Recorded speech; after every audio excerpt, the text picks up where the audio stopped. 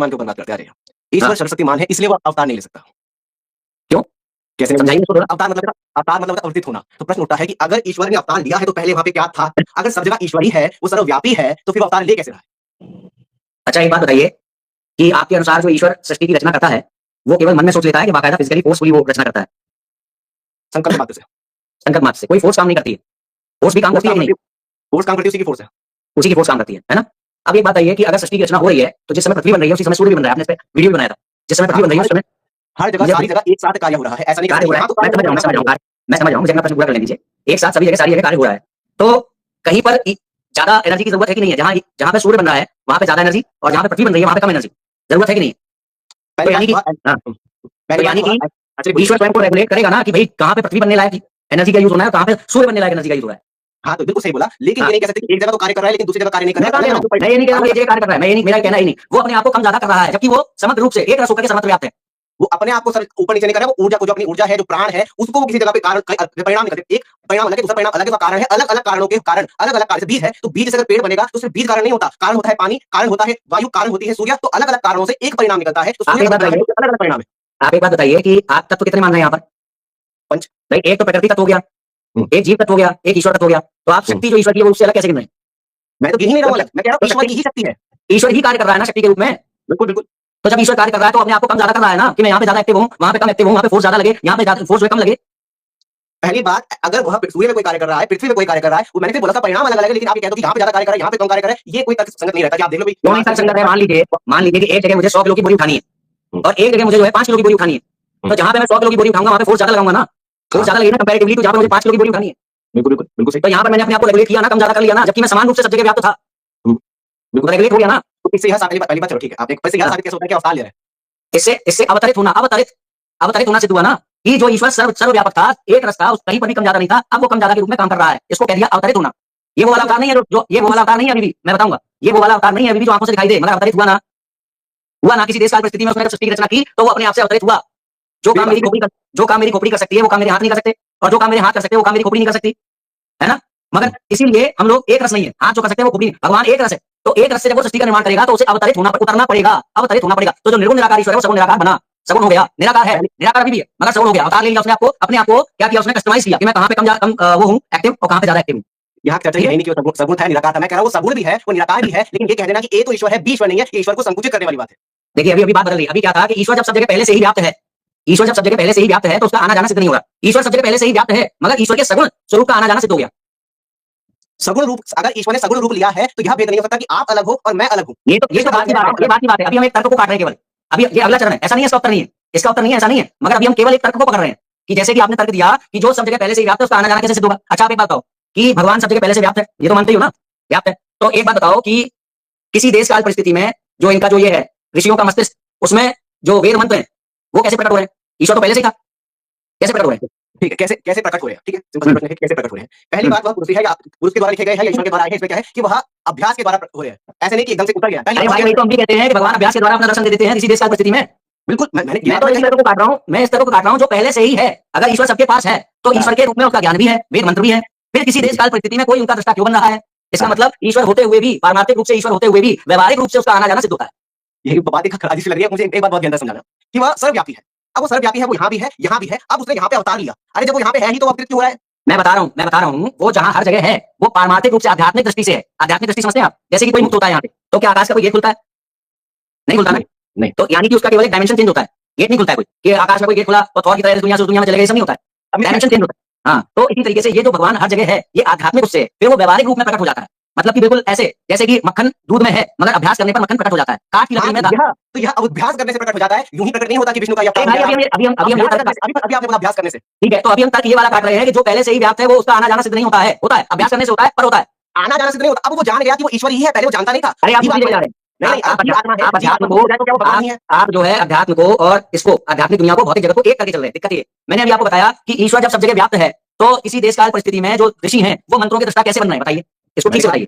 मैंने कहा अभ्यास करके, ध्यान करके। अभ्यास करके जो चीज उनके पास पहले से थी उसी का दर्शन कर रहे हैं। उनके पास तो पहले से थी ना वो चीज है ही, वो चीज है ही, कोई नई चीज आई नहीं ना। मैं ये कह सकता कि परमात्मा है ही। अब देखिए, अगर मैं हूं, मैं जीवात्मा हूं, जानता नहीं हूं, मानता हूं, अभ्यास करके मुझे अनुभव हुआ कि मैं जीवात्मा हूं और जीवात्मा अगर मुक्त हो गई। ठीक है, मैं आपकी बात समझ गया। इसको ऐसे समझ लीजिए कि हमारे दो तरीके के ट्रुथ होते हैं, एक होता है बिहेवियर ट्रुथ, एक होता है स्पिरिचुअल ट्रुथ जो इटर्नल होता है। जैसे कि पृथ्वी गोल है, ये हमको किस दृष्टि से पता है?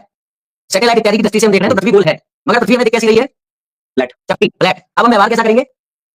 फ्लैट के अनुसार। जब हम फ्लैट के अनुसार व्यवहार करेंगे, सैटेलाइट बनाएंगे, एरोप्लेन बनाएंगे, तब हम पृथ्वी की परत से बाहर निकलेंगे, फिर कहेंगे हाँ ये पृथ्वी जो है गोल है। इसी तरीके से अभ्यास के माध्यम से, अरे मेरी बात सुन लो, सुन लो। ईश्वर का अवतार का होना सिद्ध होता है व्यवहारिक रूप से, आना जाना। जब हम ये कहते हैं कि ईश्वर आता है जाता है तो ये व्यवहारिक रूप से है, और पारमार्थिक रूप से तो ईश्वर सब जगह है ही, वो तो है ही। मगर उसके अनुसार मैं अपनी बात पूरी कर लूं, मगर उसके अनुसार हम लोग बिहेव नहीं कर सकते। क्यों नहीं कर सकते? जैसे कि ईश्वर हर जगह है, तो ईश्वर तो माता भी और पत्नी भी है, क्या करोगे? एक जैसा बिहेव करोगे क्या?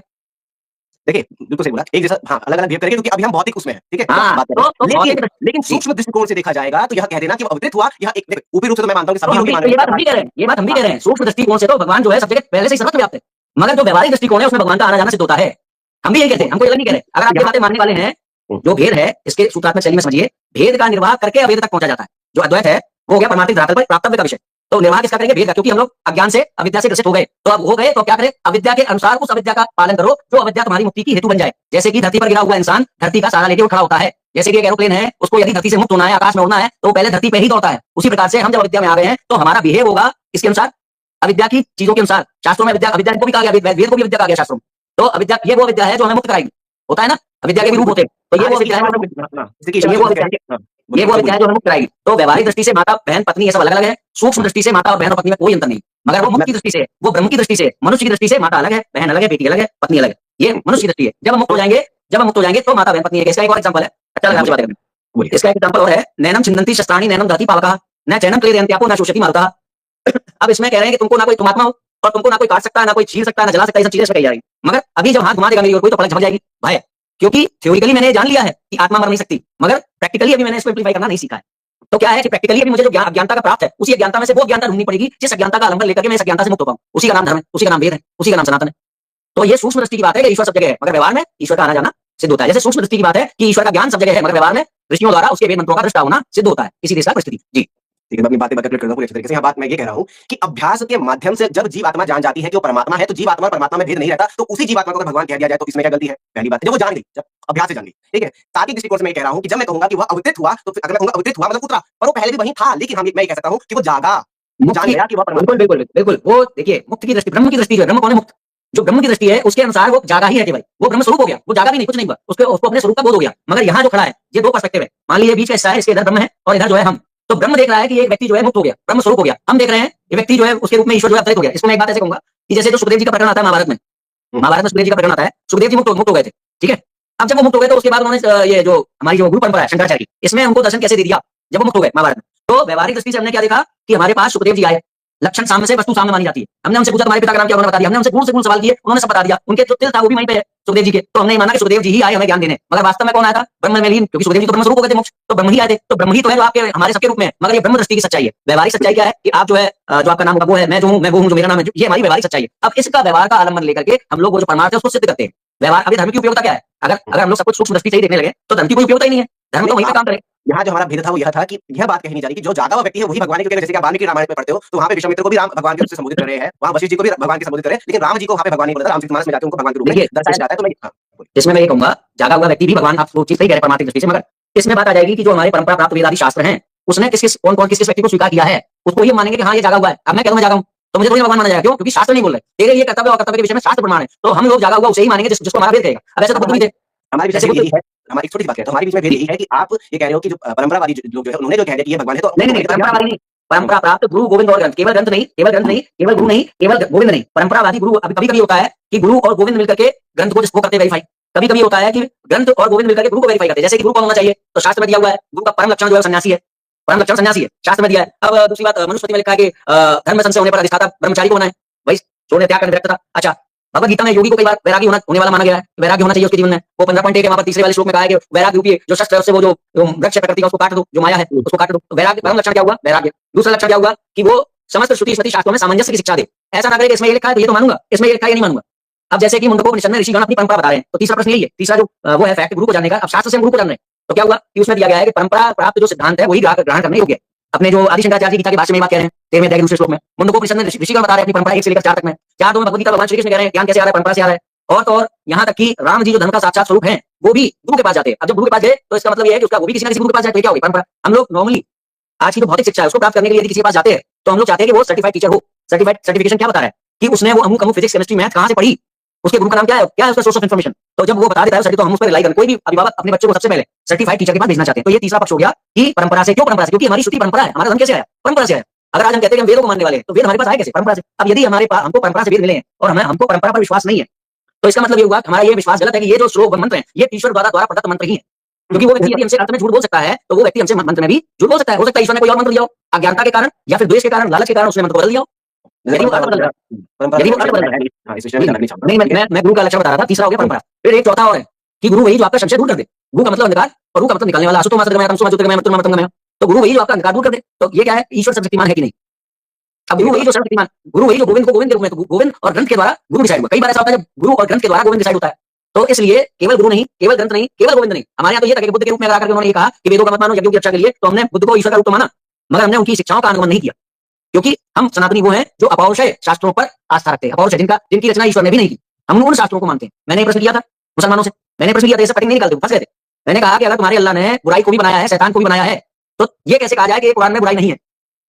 जब तक आप अपौरुषेय ग्रंथ की बात, ये तर्क की पराकाष्ठा है। सनातन में तर्क की पराकाष्ठा क्यों पराकाष्ठा है कि भाई क्योंकि ईश्वर ने ही सब कुछ बनाया है। तो अगर ईश्वर से प्रकट होने वाले ईश्वर के दिए हुए ग्रंथों को मान लेंगे ना तो उसकी क्रेडिबिलिटी में भी प्रश्न हो जाएगा। तो हम उन ग्रंथों को मानते हैं जिन्हें ईश्वर ने भी नहीं रचा। वो तो सदैव विद्यमान थे। किस रूप में? ईश्वर की सांस के रूप में। तो बृहदारण्यक उपनिषद 2:4-10 में दिया हुआ है ईश्वर की सांस के रूप में जो हमारे वेदांत शास्त्र है वो सदैव विद्यमान थे। तो ये इतने घटकों के द्वारा जो हमें ये होगा कि हाँ भाई ये ईश्वर का रूप है तो हम उसको मानेंगे। क्योंकि हम कोई स्वयं को घोषित करते बात अलग, मगर समष्टि के रूप से उसी को धर्म माना जाएगा जो हमारे वेद शास्त्रों से उत्पन्न हो रहा होगा, उसी को धर्म माना जाएगा। जैसे कि एक प्रश्न ये भी किया गया था, ये किया गया था अलंकार समाज के किसी व्यक्ति के द्वारा। वो कहा था उसने कि अगर वो मूर्ति में आ जाता है तो फिर वहां क्या कहते हैं वो फलाना, उसने एक उत्तर था उसका कि फिर तो जीसस की मूर्ति में भगवान मान लो, उसकी पूजा कर लो। जीसस की मूर्ति को भगवान मान लो, उसकी पूजा कर लो। क्यों नहीं करते हम लोग? क्योंकि वो वैदिक नहीं है। अब इसमें प्रश्न क्या बनता है कि जब सब कुछ भगवान है, निराकार भगवान सर्वत्र व्याप्त है, तो केवल प्रणव क्यों? प्रणव को मानता है ना आर्य समाज, केवल प्रणव क्यों? दूसरा कोई शब्द उठा लो, 2, 3, 4 कोई भी उठा लो और उसको मान लो भगवान नहीं। क्यों? क्योंकि प्रणव जो है वेद द्वारा प्रदत्त है, इसलिए हम उसका आलम्बन। हमने क्या कहा? ये वो अविद्या है जो हमें अविद्या से मुक्त कराएगी। तो वेदों का सहारा इसलिए चाहिए किसी को भी ईश्वर के रूप में स्वीकार करने के लिए, क्योंकि वेदों द्वारा बताई गई वो अविद्या है जो हमें अविद्या से ही मुक्त कराएगी। जैसे नाव चलते समय चप्पू चलाते हैं ना, तो नदी के पानी का ही उपयोग कर रहे हैं आगे नाव को ढकेलने के लिए, वो चीज। जी वैसे मेरा विषय परंपरा या इस विषय में मैं बिल्कुल नहीं बोलना चाहूंगा, ठीक है। बात हमारी अवतारवाद के ऊपर थी और हमारी में लगता है एक बहुत अच्छी बात वहां पे हो चुकी है। मैं एक चीज आपसे पूछना चाहूंगा, जैसे